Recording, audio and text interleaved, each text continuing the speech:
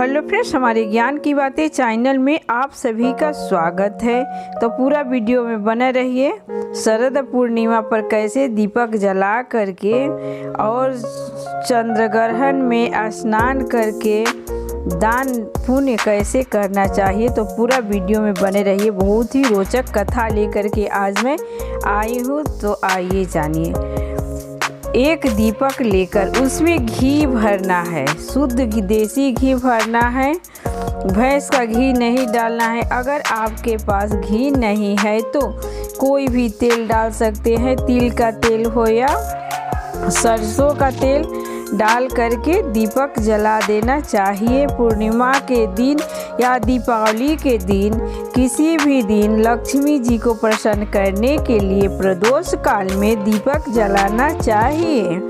बत्ती लंबी होनी चाहिए, लंबी बत्ती दिया एक होना चाहिए और उसका मुख 4 होना चाहिए। 2 बत्ती लंबा लंबा डाल करके बनाना होता है चाहिए, लेकिन दीपक जलना चाहिए एक ही, मुख चारों तरफ होना चाहिए। अब जाने जलाने का समय क्या है।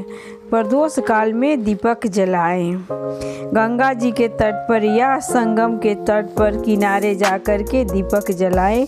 कहा, अगर आपके पास मंदिर नदी नहीं जा सकते हैं, कोई भी नदी इनार कुआं नहीं है, तो आप पीपल के पेड़ के नीचे दीपक जला दें या बरगद के पेड़ के नीचे दीपक जला दें या बेल पेड़ के नीचे दीपक जला दें।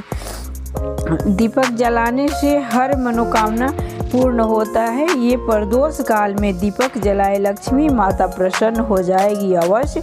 शाम के समय में ही दीपक जलाना चाहिए। और जाने शाम के समय ग्रहण का छूतक लग जाएगा तो दीपक नहीं जलाया जाएगा आज प्रदोष काल में, इसलिए सुबह में ही दीपक जलाएं। अगर आप सुबह में दीपक नहीं जला सके तो एक किसी भी पेड़ के नीचे जा कर के दीपक जलाएं।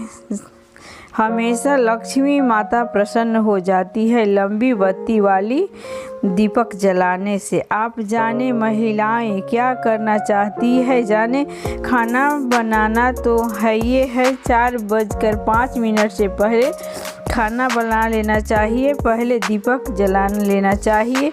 इसलिए कि शाम के समय में प्रदोष काल में दीपक नहीं जलाना है, खाना नहीं बनाना है, तो 4:05 से पहले ही खाना बना करके भोजन ग्रहण कर लेना है, उसके बाद नहीं करना है। और 4:05 से पहले ही लक्ष्मी प्राप्ति के लिए 4:05 से पहले ही दीपक जला लेना है शुद्ध देसी घी का।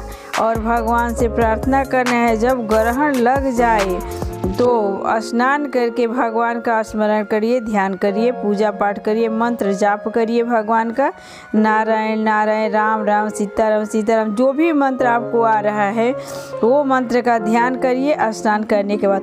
और जब उग्रह हो जाएगा तो स्नान करके दान दक्षिणा करना चाहिए। तो जाने ग्रहण में कौन दान करने से क्या पुण्य मिलता है।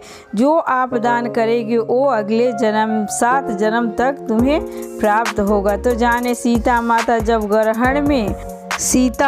ग्रहण में किस वस्तु का दान की है, तो सबसे पहले उग्रह होने पर माता ने स्नान की। स्नान करने के बाद बहुत ही सुंदर ये कथा है, सुनकर मन प्रसन्न हो जाएगा। पूरा वीडियो में बने रहिए। अभी तक चैनल को सब्सक्राइब नहीं किए हैं तो लाइक शेयर सब्सक्राइब कमेंट ज़्यादा से ज़्यादा करना।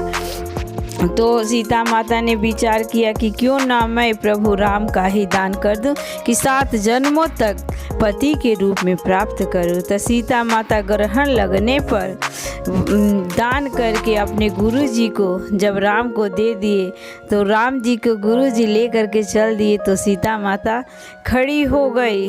तब वशिष्ठ जी बोले कि राम के बरोबर धन संपत्ति दे करके सीता माता राम को रख ले सकती है। तो सीता माता ने एक पलड़ा पर राम जी को बैठा दिया और दूसरे पलड़ा पर सारे संसार को धन इकट्ठा करके रख दी। लेकिन राम जी का पलड़ा मेरे प्रभु को कोई जोख सकता है? राम का पलड़ा उठ ही नहीं रहा है। सारा संसार का, सारा कुबेर का खजाना, इंद्र का खजाना आकर के तरजुई पर रखा गया, लेकिन भगवान का पलड़ा हिला नहीं। तब तक इसी बीच में नारद भगवान बीड़ा बजाते हुए आए और हंसते हुए बोले, श्रीमन नारायण नारायण, माता ये कौन सा लीला कर रही है? मेरे प्रभु को जोख रही है। ये कौन सा खेला हो रहा है माता? ये क्या हो रहा है? तो सीता माता बोली कि ग्रहण लगने पर जो भी वस्तु दान किया जाता है वो 7 जन्मों तक मिलता है। तो मैंने सोची कि क्यों न मैं अपने प्रभु राम को ही दान कर दूं कि 7 जन्म तक पति के रूप में इन्हें मैं प्राप्त करूं। तो नारद जी हंस करके बोले, माता ये सारा संसार संपत्ति हटाओ। सारा सामान उतर गया और माता बोली, नारद भगवान बोले, माता तुलसी जी के पत्ता लेकर के आओ। तुलसी जी पत्ता लेकर के आई। 5 पत्ता तुलसी माता को लेकर के आई। सीता जी जब पलड़ा पर रखने चली तो नारद जी बोले, नहीं नहीं माता, मेरे भगवान का पलड़ा हल्का हो जाएगा, 2 पत्ता चढ़ाइए। 2 पत्ता चढ़ाने पर थोड़ा सा पलड़ा उठ गया।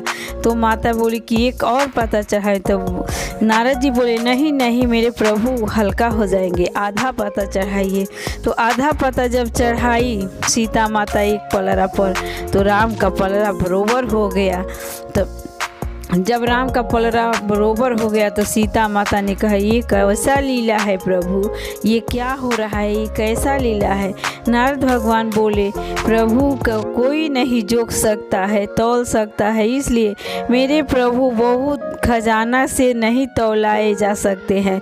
2.5 तुलसी पत्ता पर भगवान तौला गए और यही वरदान है कि ब्राह्मण को कभी भी भोजन का कमी नहीं होगा।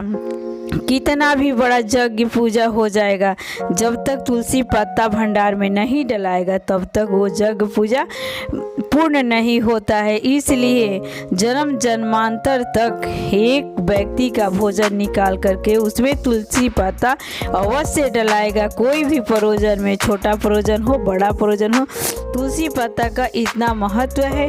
बोलो विष्णु भगवान की जय, माता लक्ष्मी की जय। जय श्री राम। भक्तों, आप सभी से प्रार्थना है कि हम लोग के पास जो भी वस्तु है वो दान करना चाहिए उग्रह में, और अपने ब्राह्मण को देना चाहिए। उग्रह का दान ब्राह्मण को होता है और ग्रहण में जो दान किया जाता है वो डोम को दिया जाता है।